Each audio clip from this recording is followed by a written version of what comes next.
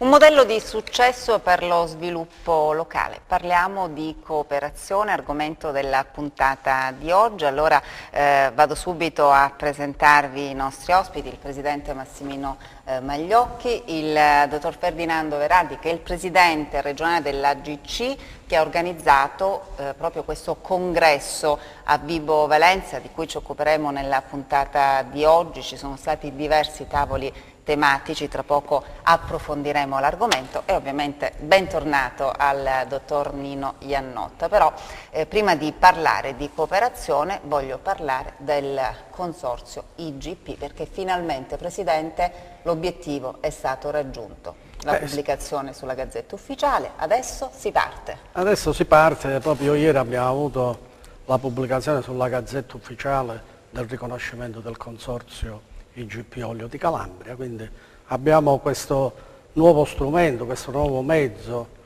a cui gli olivicoltori possono aderire per far conoscere sempre meglio il prodotto e valorizzare questo prodotto, tutelare la sua origine, portare il marchio della Calabria in giro per i mercati internazionali. Beh, un risultato importantissimo.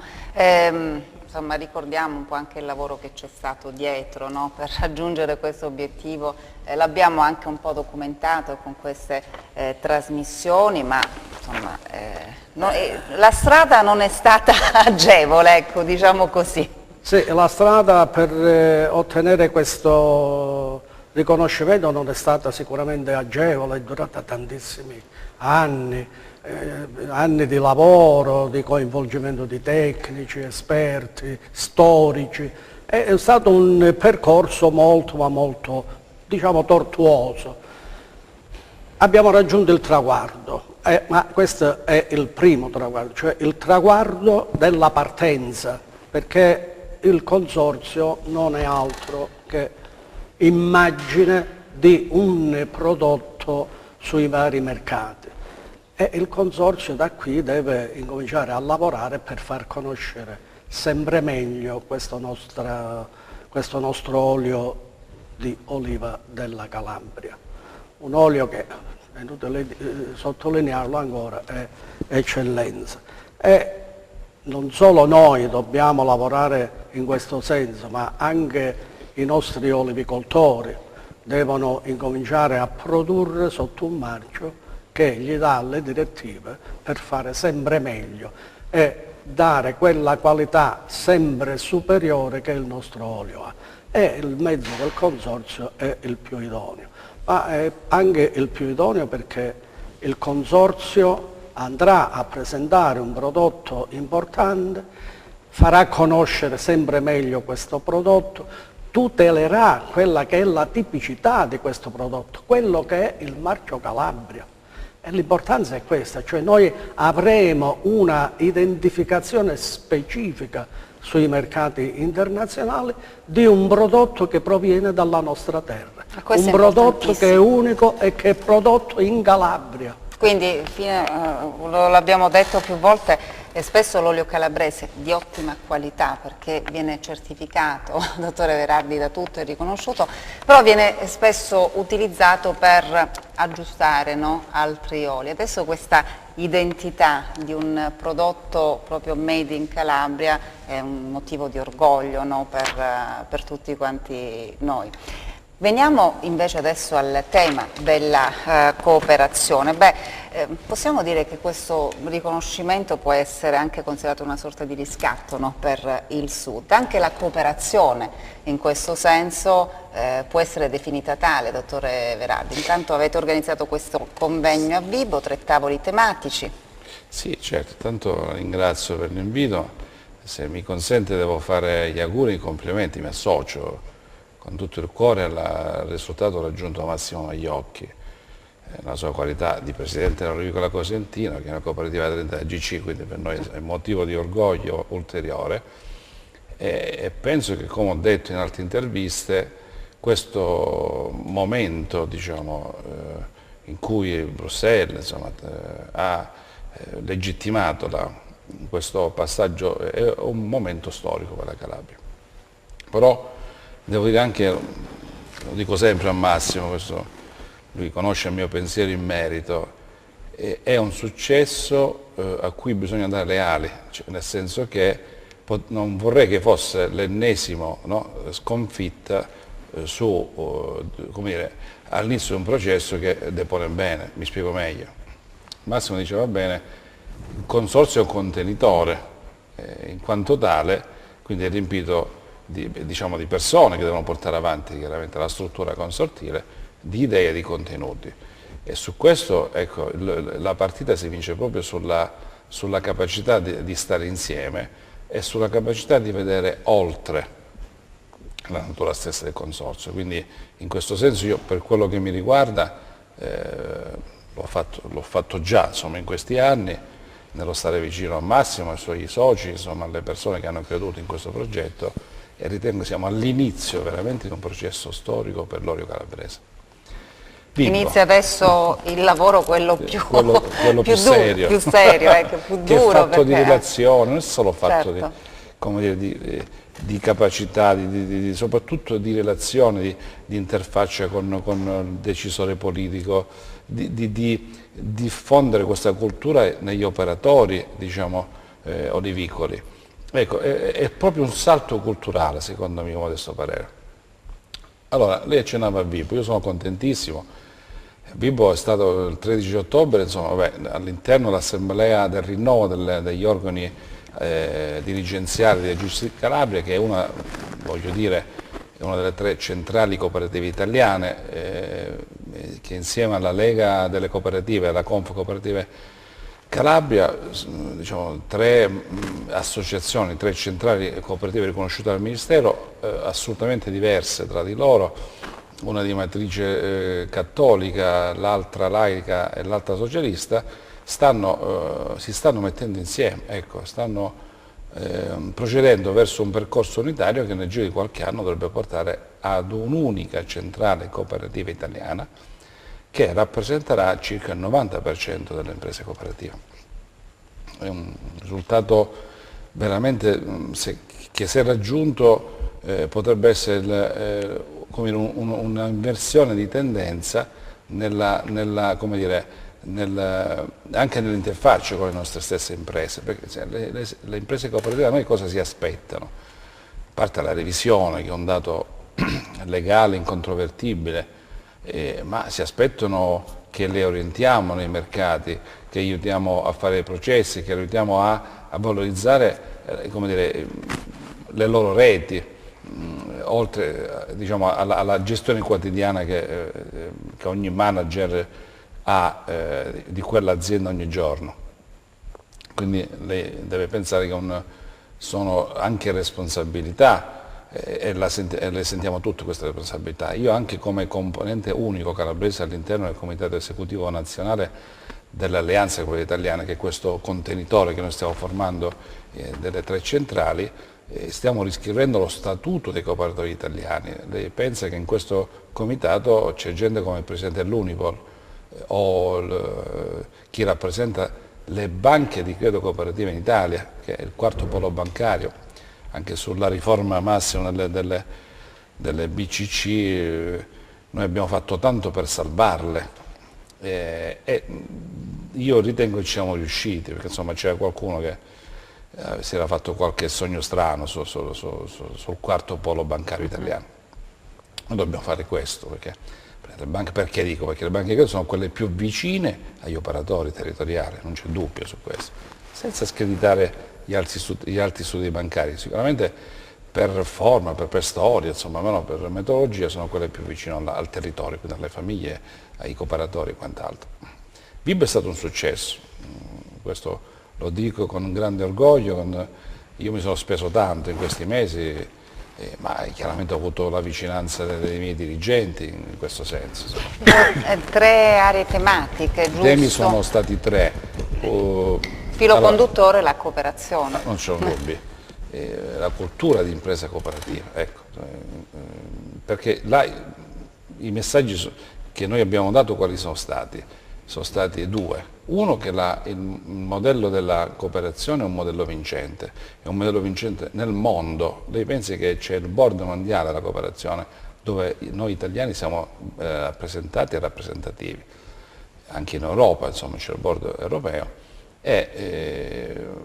quindi non solo che è un modello che è vincente, storicamente ci sono imprese cooperative che stanno sul mercato dopo 100 anni, sono più forti di prima. Anche nei periodi di crisi, no? Assolutamente, nei periodi di crisi lei deve pensare che le cooperative non vanno in crisi, assumono ancora di più. Questo purtroppo viene comunicato non bene dal mondo. Infatti noi veniamo da questo lungo periodo di crisi, questi anni della crisi, insomma le imprese cooperative sono riuscite a reggere, no, all'urto rispetto ad altre realtà che purtroppo... Rappresentiamo l'8% del prodotto interno lordo. Se oggi noi annullassimo questa fetta di mercato, il paese crollerebbe. La posso interrompere perché prima di far intervenire il dottore Iannotta, insomma c'erano 3 tavoli tematici, insomma c'erano tantissime personalità a Vibo, come diceva lei è stato un successo, e c'è anche il presidente nazionale della GC, Rosario Altieri, che ascoltiamo in questa intervista che adesso mandiamo in onda, grazie anche al contributo, lo dico, del dottore Nino Iannotta, insomma ci ha dato una mano preziosissima, ecco, lo diciamo, lo ringraziamo il dottore Iannotta. Allora ascoltiamo questa breve intervista con Rosario Altieri. Una delle caratteristiche della cooperazione è appunto quella di dare il meglio di sé quando le crisi provano invece le altre forme di impresa, e questo è stato di grosso aiuto in questi 10 lunghi anni di crisi, in cui il prodotto interno lordo del Paese è molto calato, in cui anche l'occupazione è calata.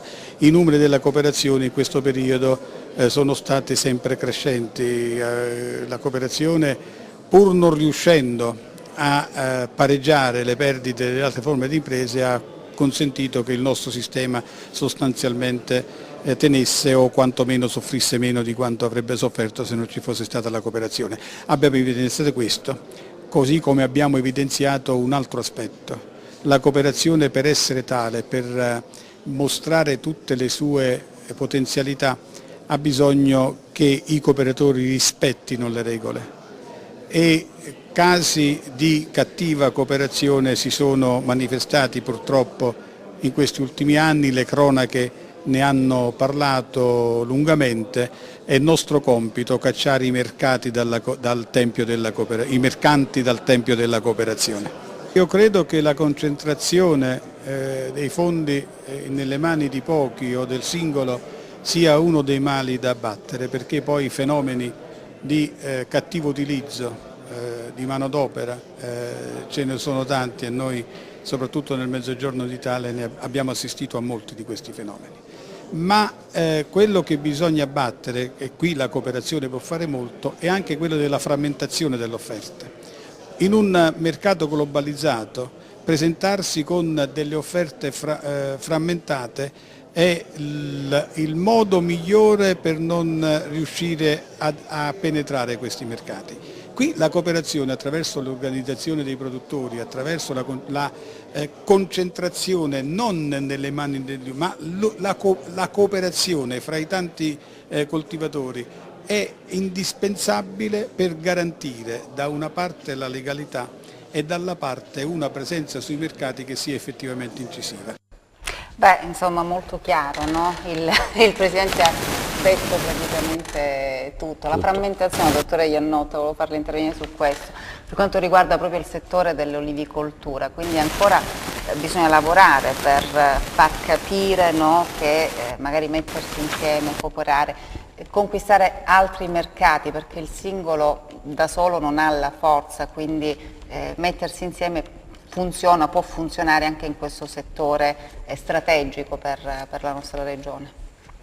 Io da tecnico vorrei dire che diamo per scontato il fatto che la cooperazione sia un modello di successo, non solo nazionale, anche internazionale, ma per la Calabria diventa assolutamente fondamentale, perché diciamo, nelle analisi che noi siamo ripetutamente portati ad effettuare nelle filiere produttive agricole calabrese, dobbiamo individuare molto spesso dei punti critici che sono rappresentate da alcuni fattori atavici per la Calabria, a cominciare dalla frammentazione fondiaria, per non dire diciamo, di altre possibilità che si hanno, quale per esempio quella di concentrare l'offerta, quindi di evitare che ciascuno singolarmente si presenti su un mercato ormai globalizzato e che non avrebbe senso di fare questo. Allora ecco, una modalità di stare insieme, quale è quella delle cooperazioni, e la capacità di superare questi punti critici, sta appunto, io la chiamerei la panacea, la cooperazione. Non se ne potrebbe proprio del tutto fare a meno, anche perché diciamo, oggi in Calabria, ma non solo in Calabria, parlare di agricoltura è estremamente riduttivo, si dovrebbe parlare di gestione del territorio, perché l'agricoltura in senso concettuale lato diciamo, è la produzione di prodotti agroalimentari.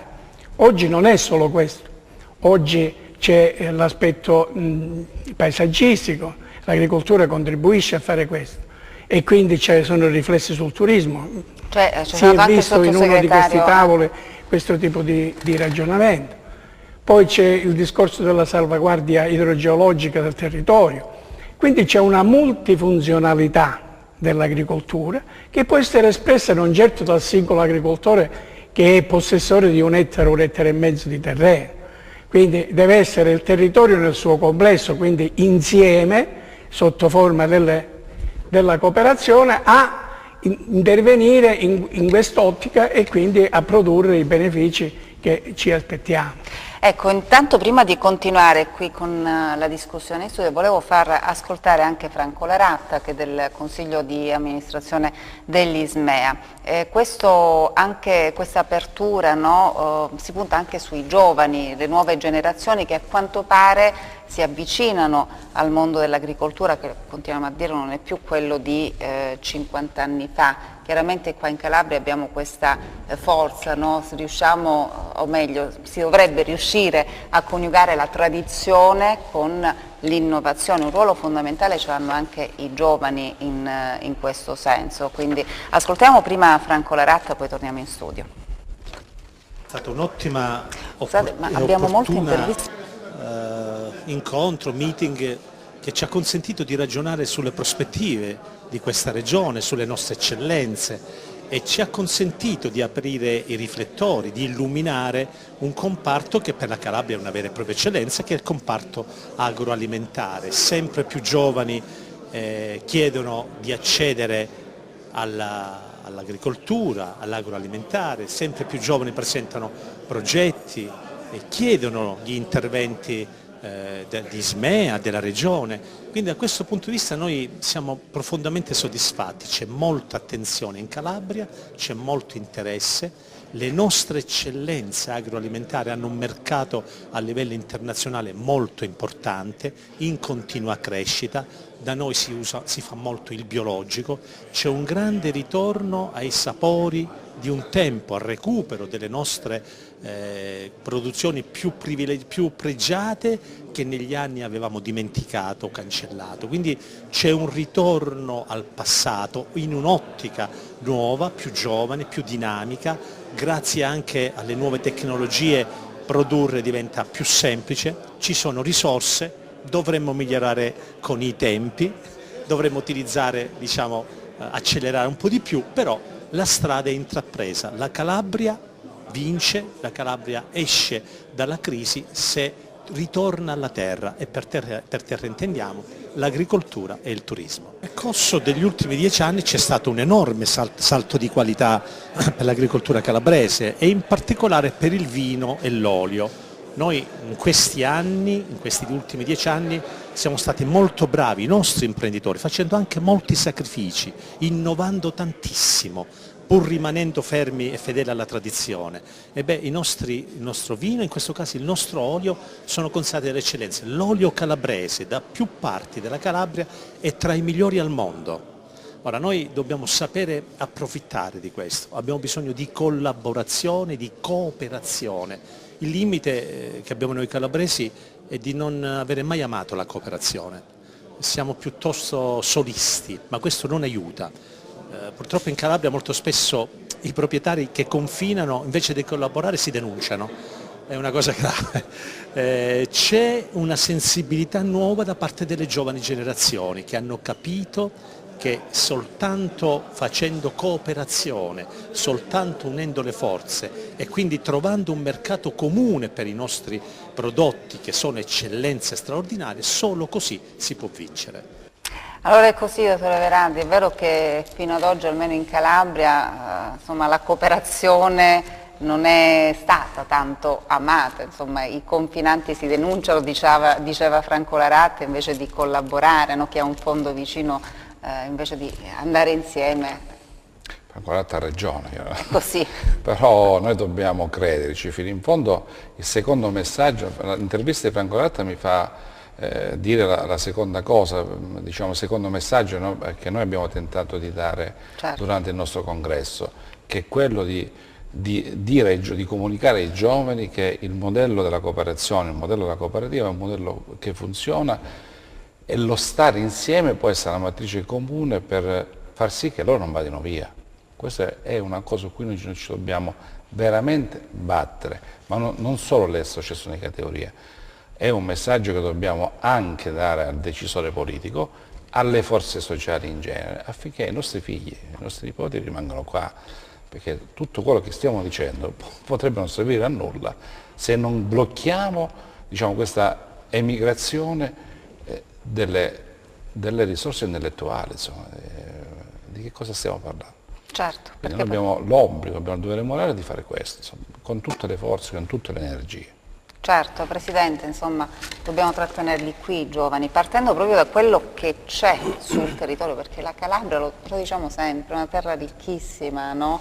Ha tantissime risorse, però bisogna saperle utilizzare al meglio queste risorse e quindi creare anche le condizioni affinché i giovani possano investire in Calabria, perché noi durante i telegiornali così raccontiamo sempre di giovani che sono costretti a fare la valigia per trovare delle chance lavorative altrove, però qua ci potrebbe essere tantissimo.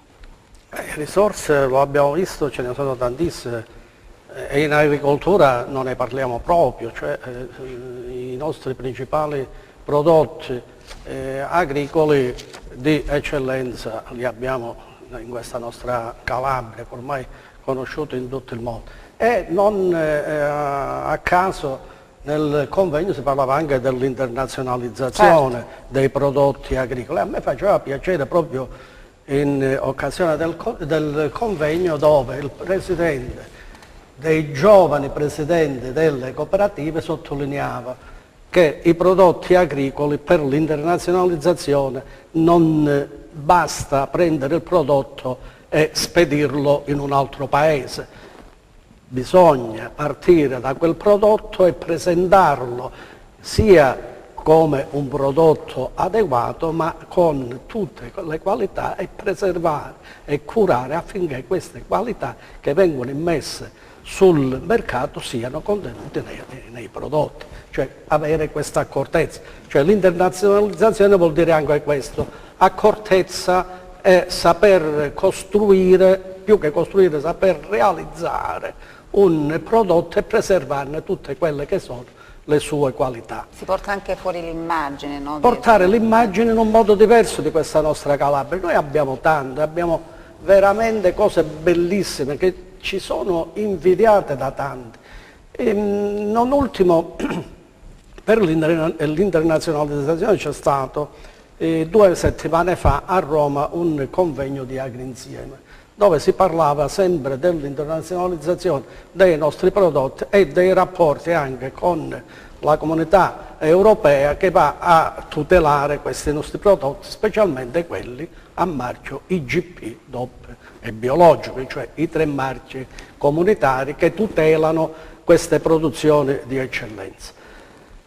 Bene, ultimamente la nostra comunità europea ha sottoscritto degli accordi con paesi terzi, però la comunità europea non conosce tutte quelle che sono le nostre produzioni. Noi abbiamo le produzioni mediterranee che purtroppo a livello comunitario sono ancora tenute un po' da parte.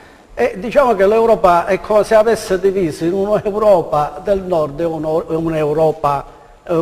un'Europa del sud. Tanto è vero che per l'IGP, ultimo accordo con il Canada, il famoso accordo CETA, non teneva conto l'Unione Europea di tutti i prodotti IGP e in particolare di quelli della Calabria. In Calabria abbiamo tantissimi prodotti della IGP. In quella sede io rappresentavo naturalmente il consorzio appena nato della IGP Olio di Calabria e portavo avanti questo discorso, cioè facevo rilevare sia al ministro che era presente ma anche al rappresentante dell'Unione Europea di questa mancanza, cioè di questa deficienza da parte della Unione Europea che non tiene conto di quelle che sono le nostre produzioni. Cioè va a fare un accordo, lo porta avanti, però non va a interfacciarsi poi con il Paese membro nell'immediato, eccetera. Per fortuna c'è stata la sensibilità del commissario Clark dell'Unione Europea, il quale ne ha preso nota e ci ha assicurato che nella prossima revisione di questi accordi, che andranno avanti entro novembre, ci sarà la seconda revisione, verranno inserite queste cose. Ecco, l'internazionalizzazione deve essere anche attenzione e saper fare le cose, certo, e avere i marchi adeguati per porre questi prodotti in un modo adeguato. Ascoltiamo intanto Mauro Dacri, presente anche a questa giornata di libro, il consigliere regionale delegato all'agricoltura, che ha parlato insomma di quello che si sta facendo, ma anche dei giovani, perché anche lui ha puntato l'attenzione sui giovani. No, abbiamo la pubblicità, il nostro Enzo Leonetti ci dice che ci dobbiamo fermare, allora rimanete con noi perché ripartiremo proprio con l'intervista a Mauro Dacri.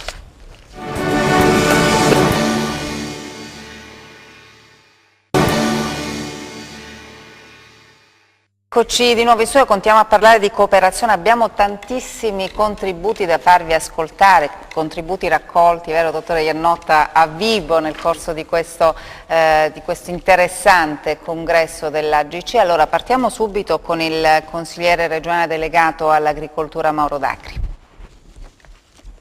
Conoscendo un po' la realtà agricola calabrese, che non è fatta molto di grandi realtà, quindi è pure da piccole aziende, quindi mettersi insieme è fondamentale. Su questo noi ci abbiamo puntato anche sul PSR, il piano di sviluppo rurale, dove abbiamo messo proprio una misura dove per mettere insieme le aziende, abbiamo messo 25 milioni di euro per cercare veramente di stare insieme. Secondo noi stando insieme si vince. Siamo la seconda regione in Italia a produzione di olio, ma poi quando andiamo alla trasformazione, al confezionamento, qui i numeri si riducono in modo notevole. Noi come regione stiamo puntando a questo, vogliamo mettere insieme proprio su questo settore, sull'olivicoltura, noi vogliamo puntare, quindi cercare anche approfittare del piano di sviluppo rurale, del patto per la Calabria, di cercare di fare delle formule da mettere insieme le aziende. Quindi noi ormai come olio è un prodotto di eccellenza, il consorzio sta facendo un buon lavoro, siamo stati riconosciuti, abbiamo la carta d'identità finalmente dell'olio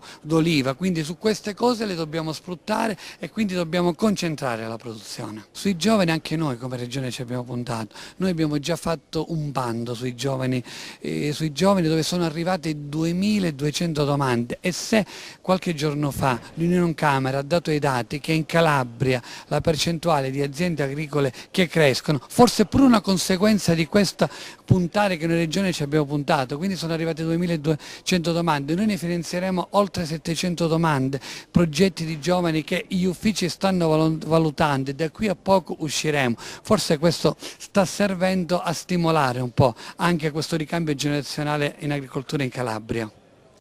Beh, chiarissimo anche Mauro Dacchi, quello che dicevamo, insomma, questi giovani che si avvicinano appunto al mondo dell'agricoltura, perché probabilmente si riesce adesso a capire che bisogna partire da quello che c'è, ecco, come dicevamo prima. Prima di continuare con la discussione in studio ascoltiamo anche Maurizio Nicolai, che è il dirigente generale dell'Arcea Calabria, che ha parlato proprio di casi di eccellenza e anche internazionalizzazione, insomma un approfondimento di quello che appunto di cui ci siamo occupati prima. Oggi bisogna dibattere su nuove questioni e su nuovi problemi e una delle nuove questioni sono i nuovi mercati, cioè l'internazionalizzazione, come affrontarli ma soprattutto con quali prodotti. Oggi la sfida è globale, i mercati sono globali, anche altri paesi sanno produrre ciò che si produce in Italia, a volte anche meglio, bisogna avere il coraggio di dirlo, però la sfida è lo stare insieme, cioè oramai quella che noi chiamiamo la via della solitudine è un concetto che deve esaurire, deve andare a esaurimento. In Italia abbiamo oltre 1 milione di aziende agricole, di queste forse 100.000 guarda al mercato. Allora dobbiamo creare cooperazione, stare insieme, sinergie e in tutto questo anche l'olio deve giocare la sua parte, cioè l'olio di oliva di qualità, l'extravergine ha un senso se è in grado di affrontare i mercati nelle giuste quantità, altrimenti è una battaglia complicata. Frammentazione fondiaria esiste, allora noi rispettiamo questo perché rispettiamo il passato, le storie, le famiglie, però dobbiamo cambiare la cultura all'interno di quella cultura.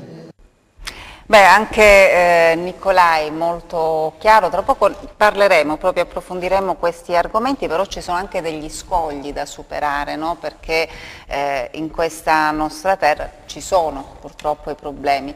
E come non parlare anche delle infrastrutture che ci penalizzano purtroppo quando si vuole fare impresa, bisogna affrontare anche questo ostacolo. Angelo Politi, direttore regionale di Confagricoltura, proprio punta l'attenzione su questo problema, questo disagio che, come dicevo, frena e non poco le aziende. Poi mi confermerete oppure mi direte no, non è vero, però intanto ascoltiamo Angelo Politi. Noi puntiamo molto sull'agroalimentare, siamo in un momento favorevole anche se le criticità indubbiamente sono presenti. Per dare un maggiore sviluppo al sistema agroalimentare calabrese, molte volte noi ci focalizziamo più sulla produzione, sulla concentrazione della produzione, ma l'elemento secondo noi critico in quest'atto sono le infrastrutture. Abbiamo necessità di infrastrutture che possono essere le infrastrutture viarie, infrastrutture ferroviarie. Abbiamo un porto dove formalmente non è utilizzato ai fini del sistema agricolo regionale, oltre che territoriale nella piana di Gioia Tauro, dove esiste una delle più dinamiche economie agricole della regione, oltre a quella piana di Sibari. È dubbio per esempio finalizzare un progetto con una piattaforma del freddo per la commercializzazione dei prodotti agricoli farebbe fare un salto di qualità al nostro sistema produttivo ed è normale che poi dobbiamo anche lavorare per avvicinare i mercati e i mercati si avvicinano abbassando i costi di quello che è il trasporto sulle eccellenze. Poi indubbiamente che dobbiamo anche valorizzare, su questo Confagricoltura è molto attenta sull'internazionalizzazione. Proprio qualche giorno fa abbiamo fatto un incontro con 8 buyer di Cina, Giappone, Colombia in Confagricoltura nel settore vitivinicolo e la Calabria in questo settore, in questo comparto indubbiamente negli ultimi 20 anni, 15 anni ha lavorato molto bene, gli imprenditori hanno lavorato molto bene, hanno acquisito anche fette di mercato ed è indubbio che questo sistema va sostenuto. Non possiamo pensare, non vorrei essere una nota polemica, affinché il nostro sistema economico per le aziende che abbiamo, che sono orientate al mercato, si possa semplicemente finalizzare con una vendita a chilometro zero. Cioè, è un assurdo formalmente dare una visione dell'agricoltura un po' ridotta, un po' miope. Noi abbiamo tanti giovani, questo è un elemento anche importantissimo, che stanno ritornando al settore agricolo. Giovani che stanno portando molta innovazione, giornalmente vediamo nell'ambito dell'informazione anche dei giovani che vengono informalmente messi alla ribalta per quello che è l'eccellenza che sanno produrre. Abbiamo dei giovani che producono della birra artigianale, che è diventato un prodotto agricolo, abbiamo dei giovani che hanno puntato molto sulla qualità dell'olio, della diversificazione di quello che è il sistema olicolo, con tutta una serie di prodotti anche alimentari, oltre che di bellezza e di cosmesi nell'ambito del settore agricolo. Quindi credo che l'imprenditoria calabrese è molto fervida. La regione, diciamo, la politica dovrebbe accompagnare con maggiore attenzione. Un elemento che mi preme sottolineare è quello della velocità. Noi dobbiamo essere puntuali nell'utilizzo dei fondi comunitari, puntuali nei bandi, puntuali nella selezione dei progetti e puntuali nel finanziare i progetti che vengono presentati. Beh, dottore Veraldi, tanti contributi, no, sono venuti proprio fuori a vivo, no, nel corso di questo convegno. Sono state evidenziate ovviamente le prospettive, il futuro, ma anche le criticità che bisogna superare anche con l'aiuto, no, di tutti. Insomma, certo il mondo imprenditoriale da solo non può superare chiaramente degli ostacoli come il problema della lontananza, ecco, dei mercati se non abbiamo poi delle infrastrutture adeguate. Non ci sono dubbi. Quando abbiamo pensato ai contenuti del congresso, penso che abbiamo seguito un filo conduttore, una logica che appunto mettesse insieme le cose. Perché nella complessità territoriale, secondo me, bisogna tentare di ragionare con più semplicità. Mi spiego meglio. Noi, intanto il primo tavolo era se lei si ricorda, era sull'immigrazione, sull'integrazione, che è un fenomeno emergenziale, no? Quindi, che dobbiamo rendere, diciamo, opportunità. Poi abbiamo parlato di questa nuova forma di imprese, che sono le start-up, sempre riferito ai giovani come modello, insomma, vincente. È evidente che abbiamo discusso di due vocazioni territoriali calabresi, quali l'agricoltura e il turismo in generale. Insomma, il turismo poi sono beni culturali, il valore del paesaggio, non ci dimentichiamo il valore del paesaggio, che è inestimabile, che va preservato. Dico questo perché è chiaro che se non c'è in una condizione del genere, e se vogliamo affrontare il tema in termini di sistema, il dato infrastrutturale è un dato strategico, fondamentale. Io parto dal presupposto che in Calabria, se riuscissimo a fare la zona economica speciale a Gioia Tauro, noi avremmo risolto il problema, non della Calabria, del sud. Ma non lo penso io. Infatti è argomento di questi giorni. Sono dati scientifici, tecnici che dimostrano questo. È evidente che su questo noi dobbiamo battere cassa. Non è stato fatto in questi anni, probabilmente perché ci sono state delle resistenze, non è questo chiaramente il momento né l'ordine del giorno di cui stiamo discutendo, ma ecco, partendo da là, dico, Gioia Tauro sarebbe l'eccellenza di un sistema infrastrutturale che insieme, se mettiamo porti, infrastrutture, diciamo, stradali e altro, anche telematiche, anche le infrastrutture telematiche hanno ragione di essere in una logica di sistema. Ecco, secondo me se mettiamo insieme un contenitore tutte queste cose, le mescoliamo, le omogenizziamo, probabilmente riusciremo a invertire la tendenza dello sviluppo calabrese. Beh, speriamo. Intanto ascoltiamo anche il contributo dell'onorevole Dorina Bianchi, del sottosegretario. Appunto, dicevo, uno dei tavoli tematici, il turismo, però insomma turismo e agricoltura possono, anzi forse devono, no? Devono viaggiare insieme, perché, come diceva tra l'altro anche il dottore Iannotta prima, adesso l'agricoltura è diversa, no? È un'agricoltura moderna che guarda al futuro, che interagisce con gli altri settori del nostro territorio. Intanto ascoltiamo l'onorevole Bianchi. Il turismo sostenibile è un turismo che indubbiamente cioè sostiene il territorio anche dal punto di vista culturale e sociale, quindi il turismo come asset per far sì che un territorio possa migliorarsi e possa essere più piacevole anche per chi abita quei territori. Quindi laddove il turismo funziona, probabilmente funzioneranno bene i servizi, funzionerà meglio la sanità, i rifiuti, l'accaparramento di energia, quindi tutti quei settori che rendono sostenibile il turismo. Quindi da questo punto di vista noi stiamo lavorando affinché attraverso il turismo si possa dare una migliore qualità della vita a tutti i territori del nostro Paese. E noi in questo siamo bravi. Vorrei ricordare che non soltanto abbiamo il più grande patrimonio culturale del mondo, ma noi abbiamo un patrimonio appunto enogastronomico che il mondo ci invidia, e soprattutto il Sud in questo è capofila di questo settore, ma abbiamo anche per esempio la dieta mediterranea, è un grande bene immateriale del nostro Paese che noi abbiamo esportato in tutto il mondo e che tutto il mondo ci riconosce, che forse a cui noi dovremmo dare un maggior rilievo. Anche in questo la Calabria può giocare un ruolo da protagonista. Abbiamo tra i paesi con il numero di centenari maggiori che in altre regioni, quindi insomma, lavorare anche su questo potrebbe essere un'idea. Beh, io posso fare i complimenti al dottore Iannotta perché è stato un contributo preziosissimo il suo, insomma anche l'onorevole Dorina Bianchi parlava della dieta mediterranea. Possiamo non inserire l'olio nella dieta mediterranea, cioè gli ultracentenari della zona di Nicotera, se non sbaglio, insomma c'è anche lì, insomma, si fa uso di buon olio extravergine d'oliva del territorio. L'olio d'oliva è l'asse portante della dieta mediterranea.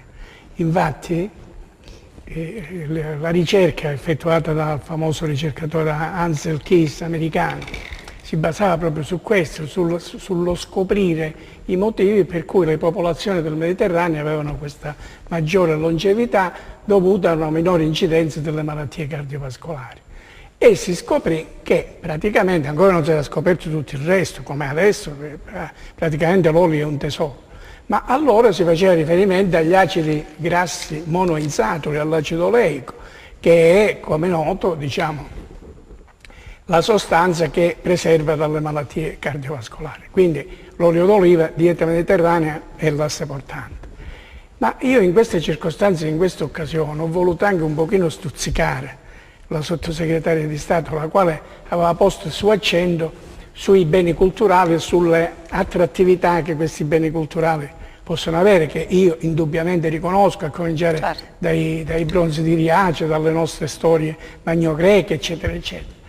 Però ho citato quest'articolo del New York Times di quest'anno in cui si diceva al popolo americano, dice: andate in Italia, andate in Calabria per il food, andate a provare il cibus. Allora, se effettivamente noi riusciamo a mettere in moto anche questo aspetto di attrattività, che è quello dell'agroalimentare, della bontà dei nostri cibi, perché lì si faceva riferimento anche nello specifico alla zona del Crotonese, eccetera, dove praticamente ci sono alcune eccellenze enogastronomiche, e quindi per questo lei parlava anche di sviluppo sostenibile del turismo, quindi di turismo sostenibile, perché l'integrazione di tutti questi fattori, quindi l'attrattività culturale, l'attrattività agroalimentare, l'attrattività paesaggistica e poi le nostre bellezze naturali, il mare, le nostre montagne, eccetera, dovrebbero farci fare il salto di qualità. Per esempio i percorsi agroalimentari, altre regioni già ne hanno fatti il loro cavallo di battaglia, insomma, non voglio citare le Langhe che sono proprio il massimo in Italia, ma anche altre regioni, la Toscana, l'Umbria, eccetera, sono le Marche, su questa strada molto avanti. Ecco, noi in Calabria dovremmo fare anche questo, a maggior ragione oggi che puntiamo sulla questione dell'olio. E a proposito dell'olio, l'olio IGP, eccetera, io volevo ricordare che il Presidente Magliocchi, oltre ad essere stato il Presidente del Comitato Promotore, adesso è anche Presidente del Consorzio di Tutela.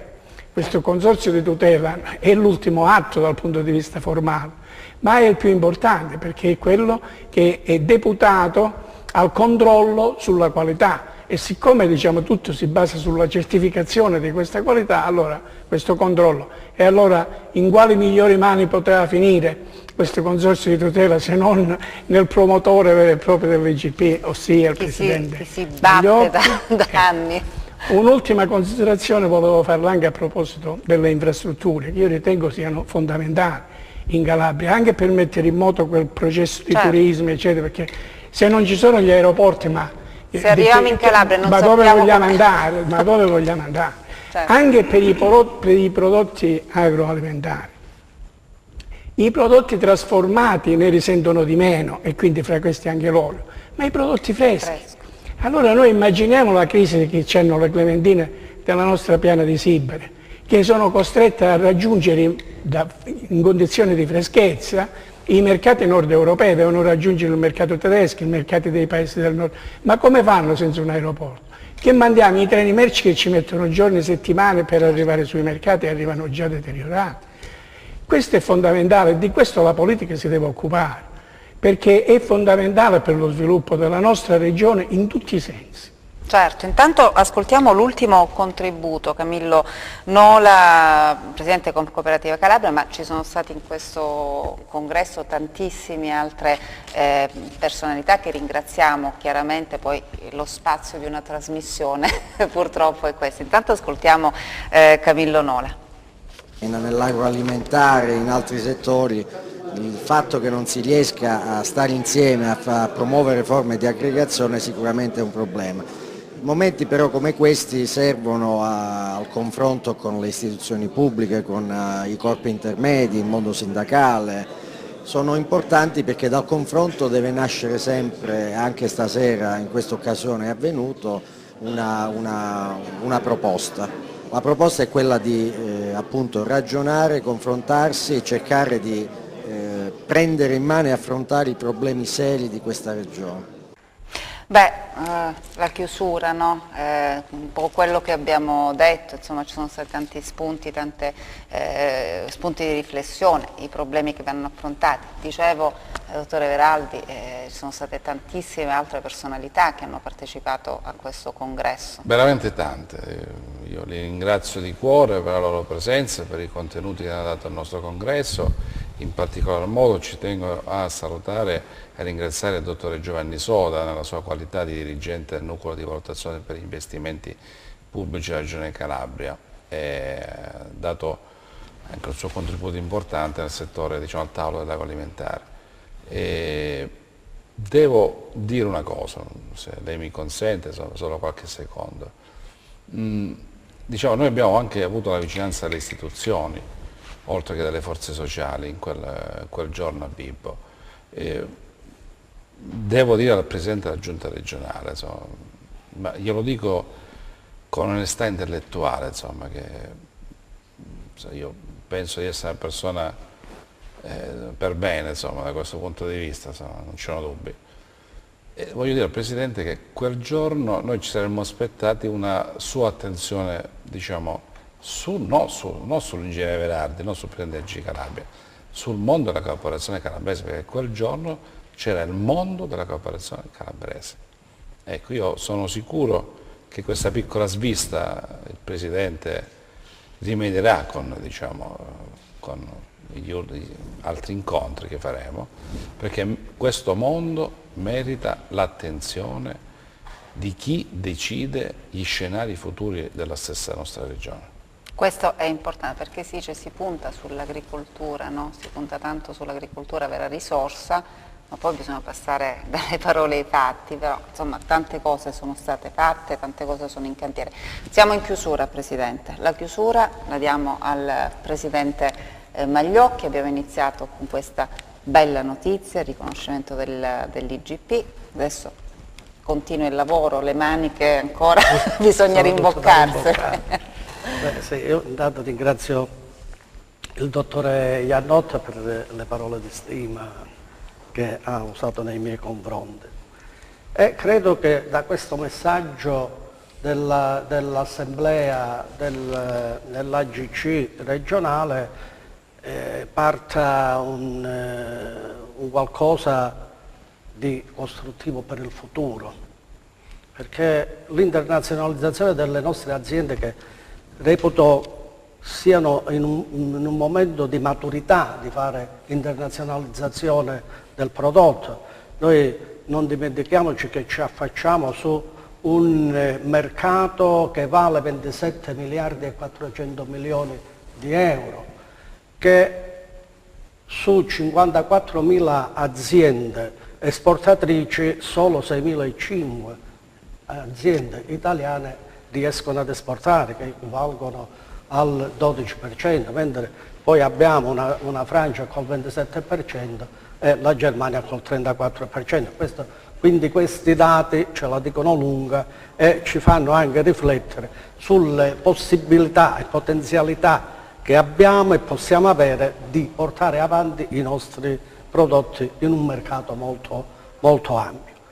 Molto ampio se si usa una cooperazione dei produttori, come diceva il nostro Presidente e come poi sottolineava anche il dottore Maurizio Nicolai, ci deve essere aggregazione, condivisione delle cose, altrimenti non andremo proprio avanti, proprio per quella frammentazione che c'è nelle nostre aziende. Se non ci mettiamo insieme non riusciamo a competere con le multinazionali che hanno enormi fiumi di quantità di prodotti che vanno sul mercato e non hanno problemi della quantità, che però non hanno qualità.